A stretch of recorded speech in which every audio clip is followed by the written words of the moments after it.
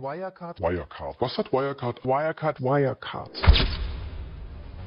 Maschalek gilt als Hauptverdächtiger in einem der größten Betrugsfälle der Bundesrepublik. Es geht um Jan Maschalek, WIRECARD, Milliardenbetrüger, BKA, Europol, alle sind hinter ihm her.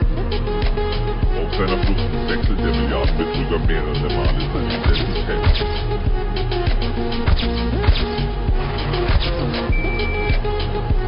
Der mutmaßlich größte Betrugsfall in Deutschland seit 1945. Braun trat heute mit sofortiger Wirkung zurück. Prozess gegen den ehemaligen Vorstandschef des Finanzdienstleisters WIRECARD.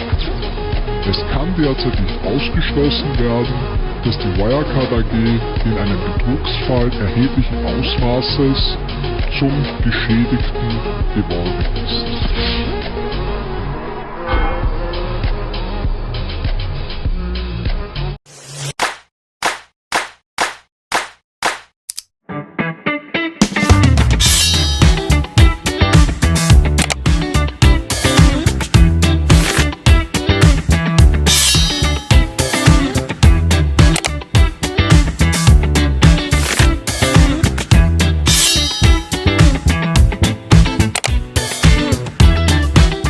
Assalamualaikum and good morning everyone. Today, our group will present a real case involving unethical financial practices, which is the WIRECARD scandal from Germany in 2020. WIRECARD AG was a German payment processing company that was once considered one of the Europe's top financial provided electronic payment services to businesses around the world. However, in 2020, it was discovered that WIRECARD had committed massive accounting fraud.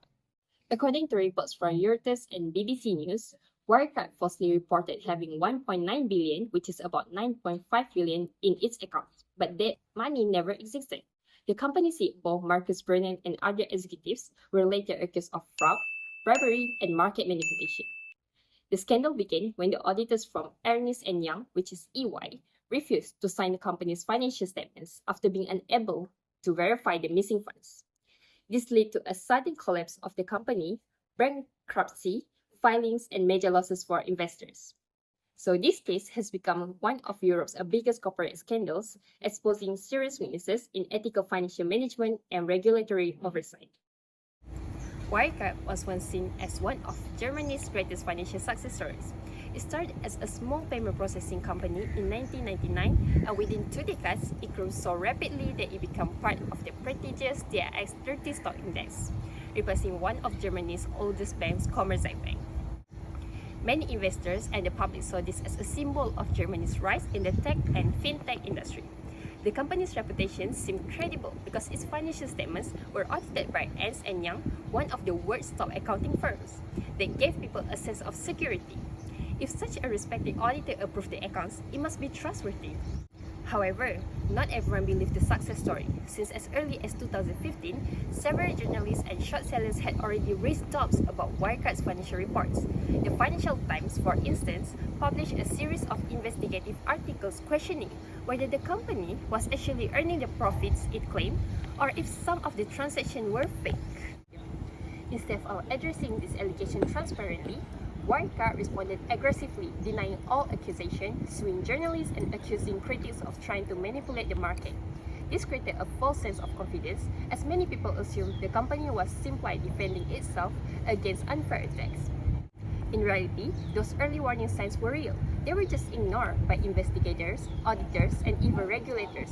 This situation highlights a serious breakdown in ethical corporate governance when financial performance is prioritized over honesty, and when people choose to look away rather than investigate the truth.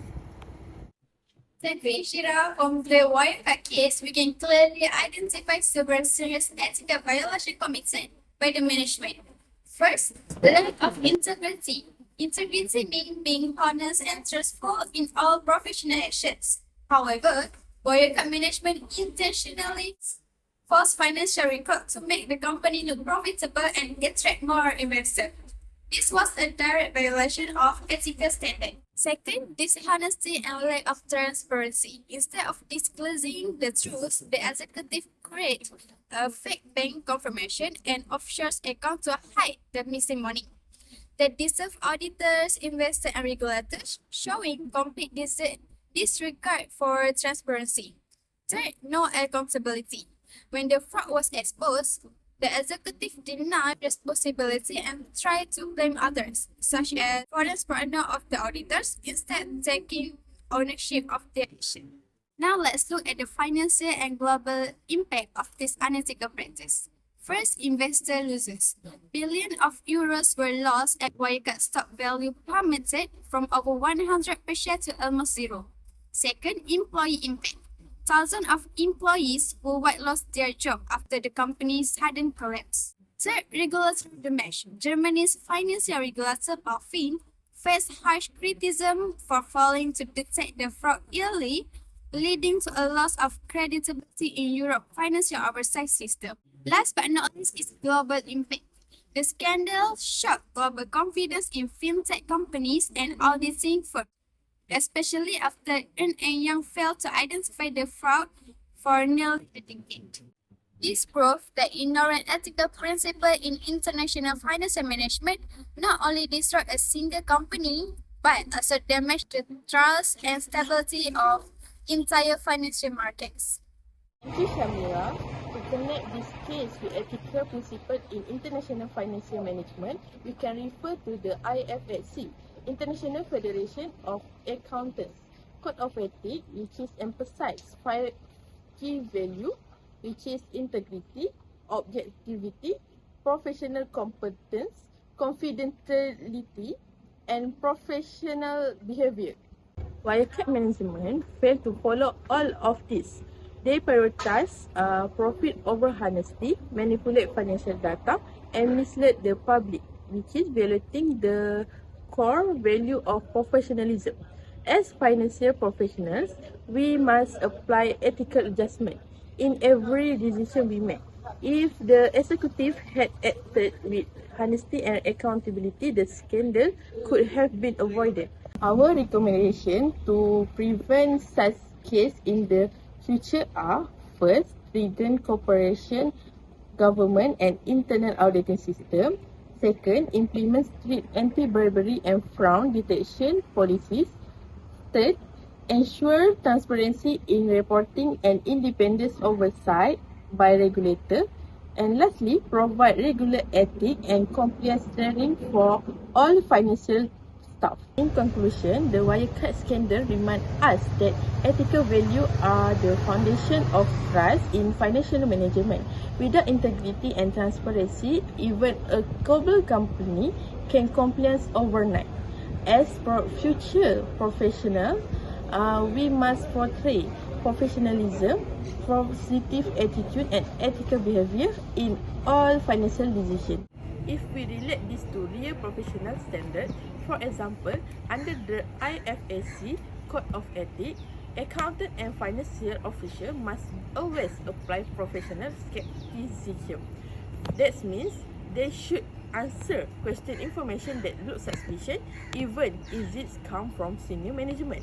In WIRECARD case, if the auditor and employees had been more skeptical and ethical, they could have detected the fraud early. As future financial professionals, we must remember that ethical decision making is not only about following rules, it's about protecting public trust. Every action we take affects investor, employee, and the reputation of the industry. Thank you. Hi, welcome to another Cold Fusion video. WIRECARD was once the model of tech startups in Germany. Last year, they were listed on the German equivalent of the Dow Jones among the top 30 companies. WIRECARD wasn't just big, they were also innovators. The company had been dubbed among the top 100 most innovative growth companies by Forbes, and the company's promotional material wanted you to know that. Buzzwords like reimagining, reinventing, and innovation were often used. So how, in the space of just 9 days, did WIRECARD's share price go from €100 a share to less than €2 a share? And how did the company end up in a place where they're filing for insolvency and owe creditors $4 billion? The answer lies in the fact that $2 billion is missing, the equivalent of the entire company's operating profit.